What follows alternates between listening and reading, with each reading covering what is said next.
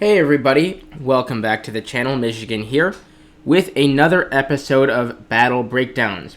Now in this episode I am going to be going over our defense on Prokorovka when we spawn on the north side. Now the south side video will be coming out in just a couple of days, and while they're quite similar, there are enough differences that it does warrant a second video.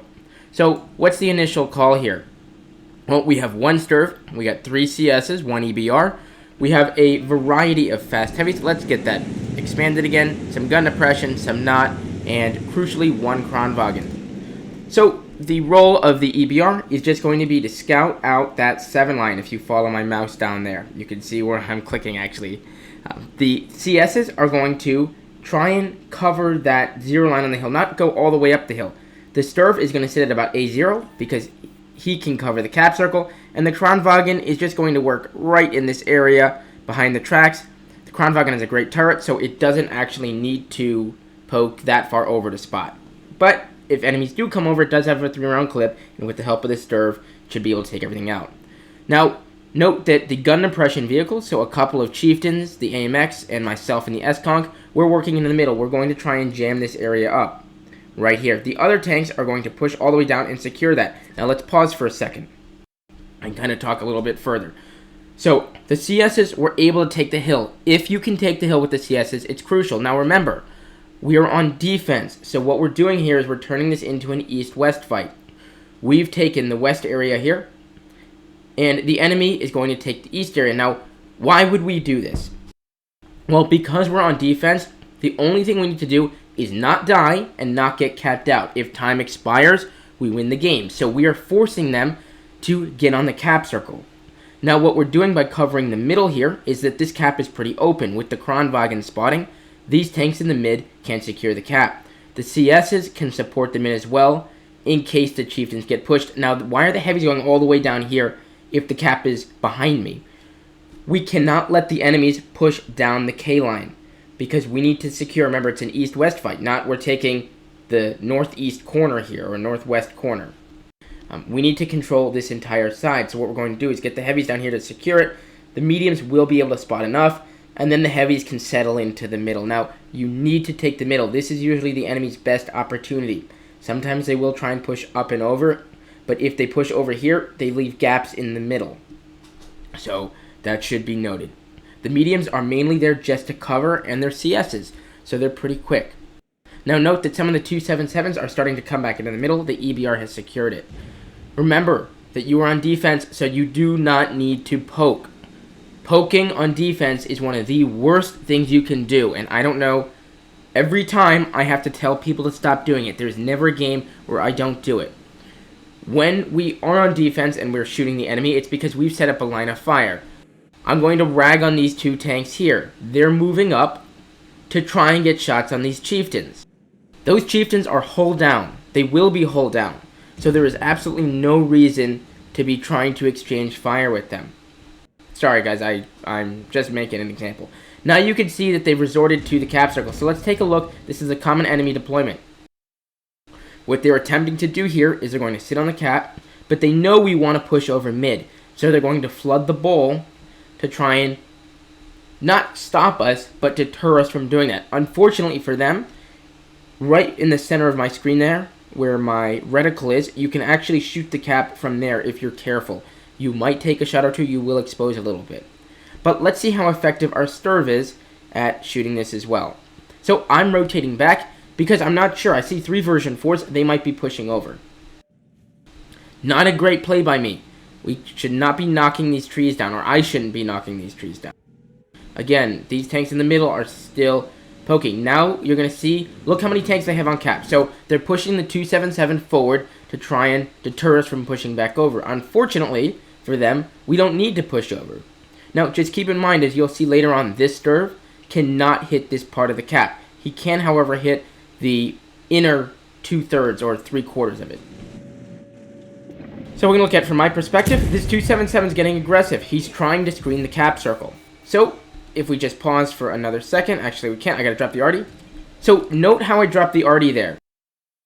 I am containing, I'm dropping it right on the middle, but importantly, I'm not giving them any room to maneuver forwards for the most part. they're going to have to drive backwards. And what that's going to do is allow the Sturv to shoot over the berm. If the enemies are too close, this berm is going to start to make that Sturv have tougher shots. So remember, don't just use the arty for damage and resets.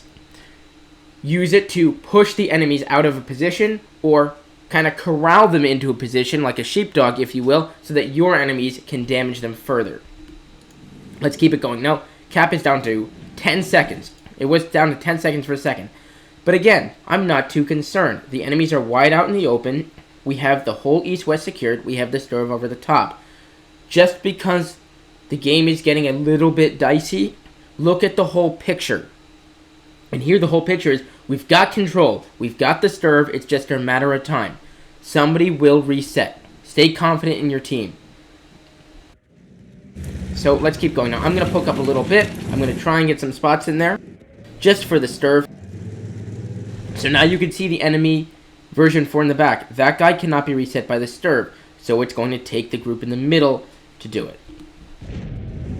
So I'm going to poke over here. I am going to get a reset. Not a great play by me. I should not be doing that. However, I was slightly concerned at the time because the Sturv said he didn't have shots. But now you can see the middle coming in. Again, and just like that, the cap's at 30. Or at 30 seconds again, even with 3 tanks on. These two 277s are not doing very much because of the Sturv over the top. If the Sturv wasn't here, we would be forced to get resets by poking over like I did and taking 1,000 damage, or through the tanks in the middle, which might be jammed up more in the future. So there we go, more shots coming in.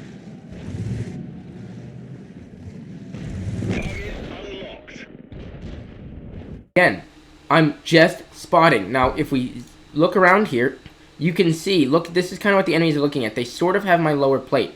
However, remember that your gun mantlet spots enemy vehicles, as does the top. So all I need is for that gun mantlet to be right over the edge. And you can see it is, I have line of sight from my gun mantlet to those enemy tanks. So I am spotting them. You do not need to poke all the way over. This is the example of poke for spots, not for shots. You can see Lilo Polo here doing the same thing. Poke for spots, not for shots. It sounds stupid, but when you have tanks that aren't going to get lit, like that Sturv, and who have the damage, you can see a shell actually coming in there right now. You should use those teammates. You should not be fighting for damage until the very end when you have a confirmed win. Again, just poking up, trying to maintain spots. We still see shells impacting back behind that capture. Again, not a great play here by this M4. He's poking all the way over, attempting to get a reset, and you see a Sturv shell coming right in. And that Sturv is going to reset by, I think, damaging the tracks on one of the V4s. So I made a poor play, he made a poor play as well. We both lost 1,000 damage. We could be up by about 1,700 rather than down by 1,700, or up by 700. Again, too aggressive here by this chieftain, poking over the edge and not having faith in their middle. We do not need to be poking over here. Right? The Kronwagen is actually able to do a little bit better. Okay, so now we have a choice. And this is something you have to remember as a caller. Do we deal with the immediate threat?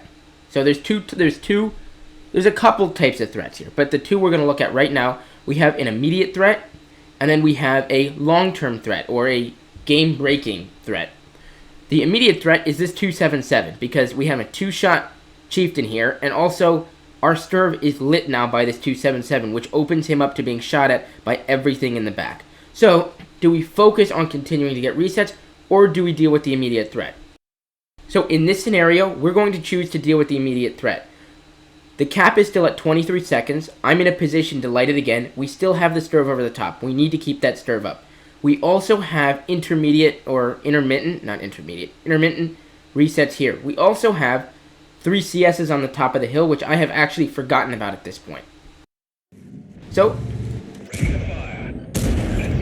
I am going to use my auto lock here. I'm firing gold. I have plenty of penetration against that 277.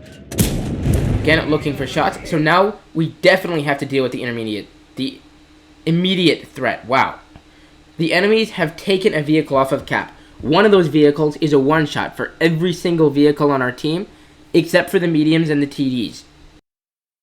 The EBR, however, is going to be a problem if we don't clear him out, along with the 277. Again, he's still spotting the Sturv. The Sturv hasn't taken any shots yet, but that's about to change. Trust your area. So right now, again, I hate pausing this, but it's a battle breakdown. So right now, this area right here, which would be myself, the M4, the Kranwagen, and the Sturv, we have to deal with this, and we have to have faith that our middle area is going to continue the work that we were doing in resetting that cap. So we're going to bring that 277 down. It looks like our 277s back in the middle are actually helping a little bit. So now you can see a different call here, or an additional call. So there's the Sturv taking 2 shots, and the Artie's on top of him. So at this point, I am aware that we may not get resets in the near future. This Sturv is the one getting a good portion of these resets. You're going to see that Sturv had, or we won't have the post game, but that Sturv had 100 cap reset points, 100 on the dot. So he was crucial. So once we lose him, we're going to be in a little bit of a pickle if we lose him. But right now, he's still lit. There's still an EBR, and he's still got Artie on him. So we have to assume we're going to lose him. So I'm going to pull the CSs off the hill. There's no immediate threat in the middle. The enemies are more concerned with dealing with the cap circle right now. We have 2 S-Conks here who are low. When you push over, as long as you hug that railroad car, if you're looking at the mini-map here, then you can clear into here pretty easily. So let's drop the mini-map down, and let's keep this going. Try not to pause it. Alright, looking for that EBR. Again, dealing with the immediate threat. Where is the EBR? Our Sturv is still taking shots. The Sturv, luckily, has made it out for right now. We are now up by 4,000 HP.